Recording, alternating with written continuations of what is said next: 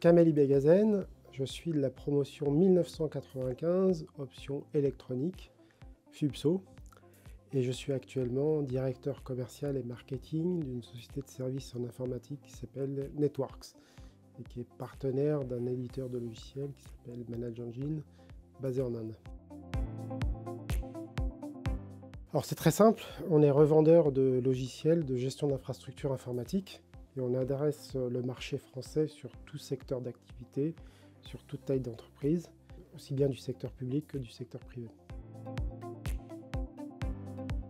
Elle m'a appris à travailler de manière intensive, en profondeur, parce que j'avais fait une formation où j'étais dans un milieu universitaire assez décontracté. Je ne sais pas que je ne travaillais pas beaucoup, mais j'ai senti vraiment une grande différence entre le milieu universitaire et l'univers de l'école d'ingénieur. En plus, l'école d'ingénieur était toute nouvelle à l'époque. Elle était rattachée à l'université et il y avait un gros challenge en termes d'image, donc beaucoup de travail, la rigueur, une découverte d'un autre monde. On avait également des cours à Supélec, Polytechnique, donc un niveau assez élevé quand même. Très honnêtement, quand vous franchissez l'âge de 50 ans, on dit souvent que c'est un âge où on a envie de se reconnecter au passé. J'y croyais pas trop et au travers d'une rencontre hasardeuse d'une ancienne camarade de promo, effectivement j'ai ressenti le besoin de me reconnecter avec une partie de ma première promo.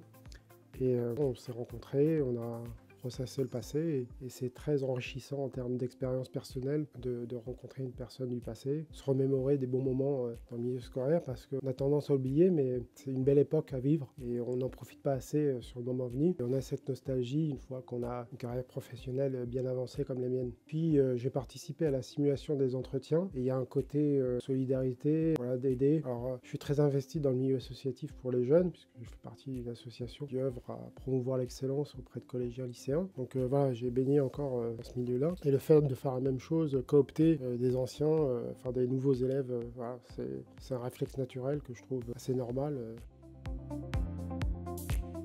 J'ai fait partie d'une association qui s'appelle 100 000 entrepreneurs, parce que dans ma carrière professionnelle, pendant un peu moins de 10 ans, j'étais chef d'entreprise et je me suis investi dans cette association justement pour promouvoir le métier de chef d'entreprise. Et chaque année, symboliquement, le 8 mars, on avait une session spéciale dans des lycées pour aller échanger avec des lycéens et des lycéennes sur le monde de l'entrepreneuriat au féminin. Et ce qui me perturbe, m'agace et m'indigne quelque part, c'est qu'en 15 ans, les statistiques n'ont pas beaucoup évolué. On est encore aujourd'hui aux environs 30% de chefs d'entreprise de sexe féminin. C'est vraiment une aberration avec tous les progrès sociétals qu'il y a eu, la maturité des gens, le changement de vie de société, la maturité des jeunes, enfin, l'ouverture dans le monde, qu'on en soit encore à ces statistiques très basses.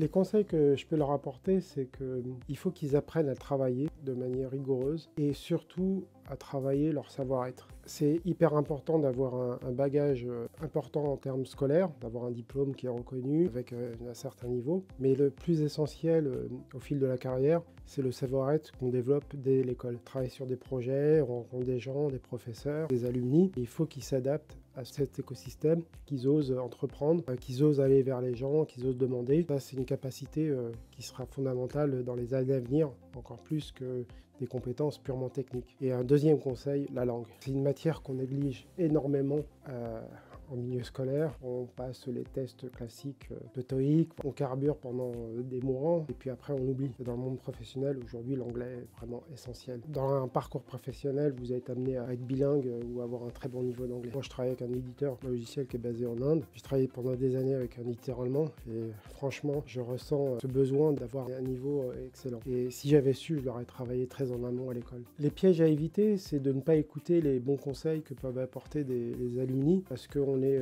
centré sur sa scolarité, on ne pense pas à l'avenir, on est jeune, on n'est pas assez mature et bien des années plus tard, on se dit « Ah mince, si j'avais su » et compagnie. Ne jamais être dans les remords, avoir des regrets, toujours oser entreprendre et il vaut mieux essayer de ne pas réussir que ne rien essayer. Ouais.